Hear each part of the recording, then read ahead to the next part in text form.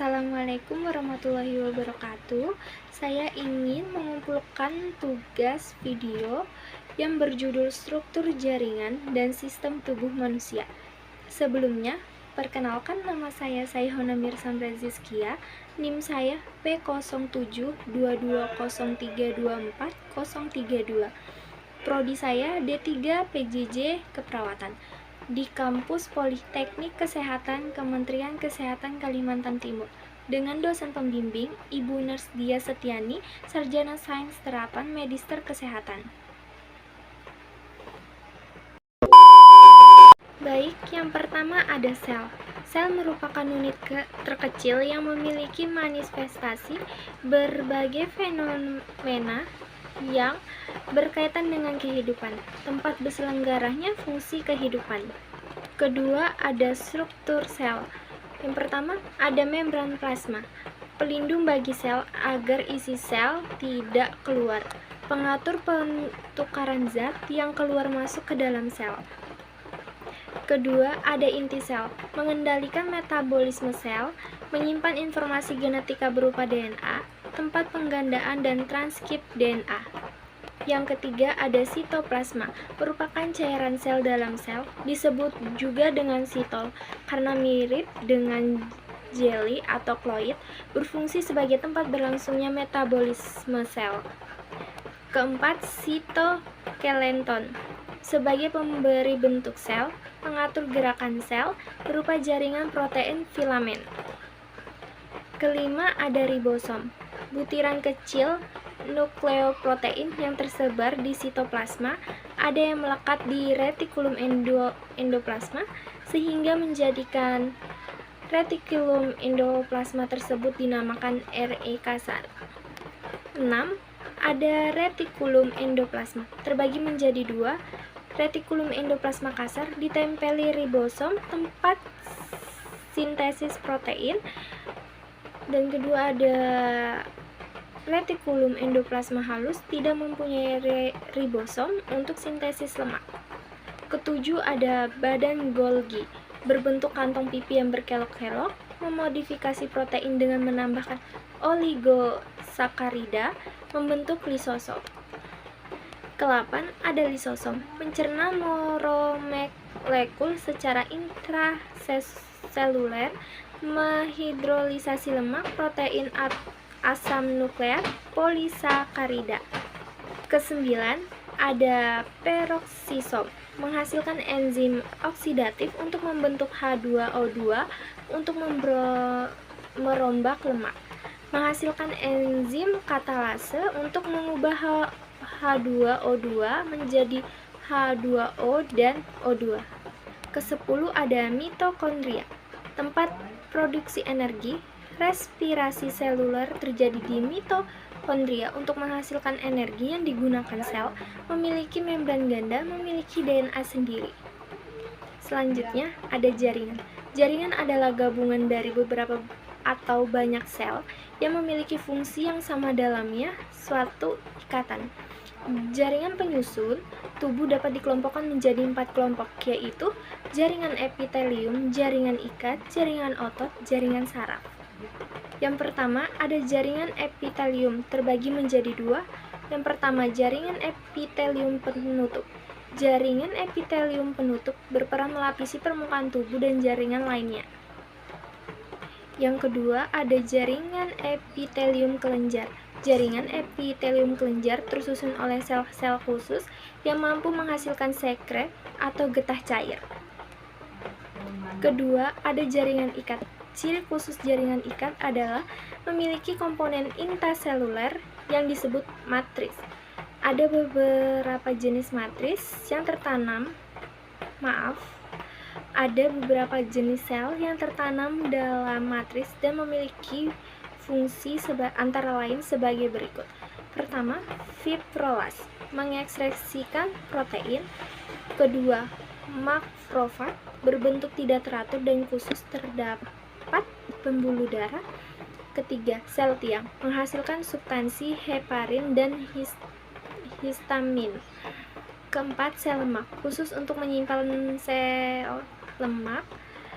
Kelima, sel darah putih, melawan fotogen dan dapat bergerak bebas. Selanjutnya ada jaringan ikat. Jaringan ikat susunan seratnya longgar dan memiliki banyak substansi dasar. Fungsinya antara lain membentuk organ dalam, misalnya sumsum tulang dan hati. Jaringan ikat padat. Susunan seratnya padat dan memiliki sedikit bahan dasar dan sedikit sel. Jaringan ikat.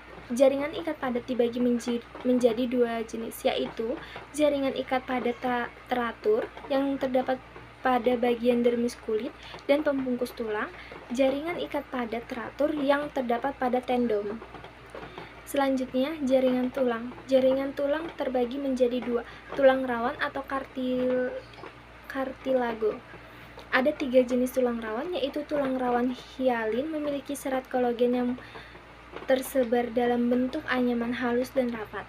Tulang rawan elastin, serat kolagen tidak tersebar dan bentuk serat elastik bergelombang.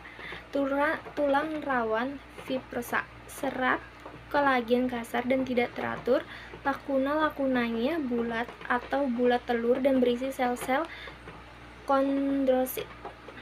Tulang sejati, osteo. Sel tulang disebut osteosit. Osteosit terletak di lakuna. Osteosit dibentuk oleh osteoblast antara osteosis yang satu dengan yang lain, dihubungkan oleh kanali uli. Selanjutnya ada darah. Sel darah meliputi sel darah merah, sel darah putih, dan keping darah. Selanjutnya ada jaringan adipose.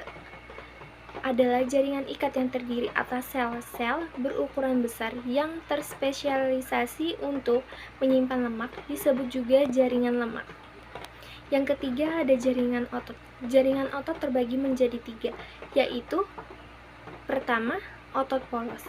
Sel berbentuk gelendong memiliki satu inti yang terletak di bagian tengah. Yang kedua, otot lurik. Sel berbentuk silinder yang panjang dan tidak bercabang. Yang ketiga, otot jantung. Sel otot jantung membentuk rantai dan sering bercabang 2 atau lebih membentuk sincitium. Yang keempat, ada jaringan saraf. Jenis sel saraf. Neuron sensorik. Berfungsi menyampaikan rangsangan dari organ penerima rangsangan kepada sistem saraf pusat, sumsum, tulang belakang, dan otak. Neuron intermediate. Berperan sebagai penghubung impuls saraf dari satu neuron ke neuron lainnya atau dari neuron motorik ke neuron sensorik. Selanjutnya ada organ, kumpulan dari beberapa macam jaringan yang berfungsi sama seperti jantung, hati, tangan, mata, ginjal, dan lain sebagainya. Selanjutnya sistem tubuh manusia. Terbagi menjadi 9. Yang pertama, sistem indera. Sistem indera terdiri dari 5 indera atau yang dikenal dengan sebutan panca indera, yaitu mata berfungsi untuk melihat, telinga untuk mendengar, hidung yang berfungsi sebagai alat pencium, lidah sebagai alat untuk pengecap, dan terakhir kulit. Yang kedua adalah sistem kardiovaskular. Terdiri dari jantung dan pembuluh darah. Sistem kardiovaskular bertanggung jawab dalam memompa dan mengedarkan darah ke seluruh tubuh. Darah sendiri merupakan sarana transportasi bagi oksigen, karbon dioksida, nutrisi, hormon, serta berbagai zat lainnya dari tubuh ke seluruh tubuh. Yang ketiga, ada sistem pernafasan, merupakan salah satu sistem organ vital pada manusia yang berfungsi untuk menghirup oksigen yang dibutuhkan tubuh dan mengeluarkan karbon dioksida sebagai salah satu zat buangan metabolisme.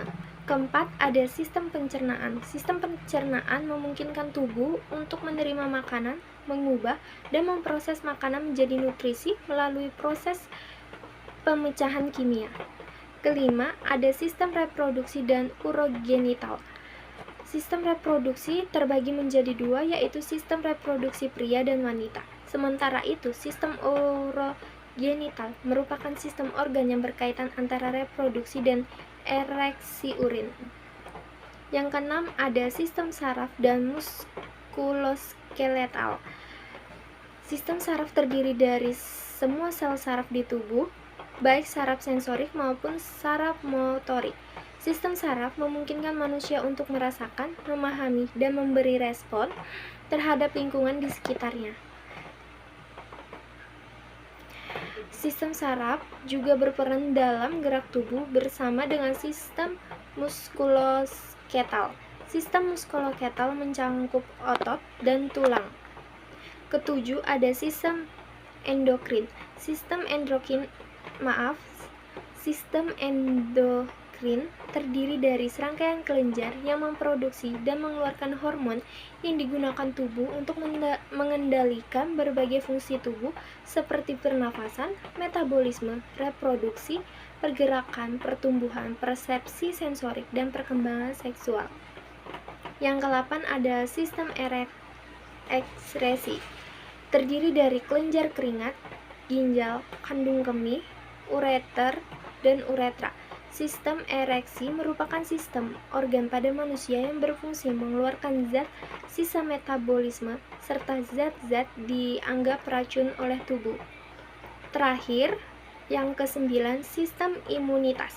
Sistem imunitas merupakan sistem kekebalan tubuh yang terdiri dari sel-sel khusus, protein, jaringan, dan organ tubuh manusia yang menjaga tubuh dari beragam penyebab, infeksi maupun zat lain yang kemungkinan berbahaya bagi tubuh.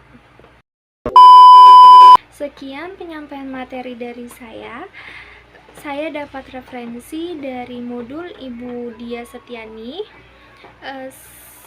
Selebihnya saya mohon maaf jika saya ada salah kata. Terima kasih. Wassalamualaikum warahmatullahi wabarakatuh.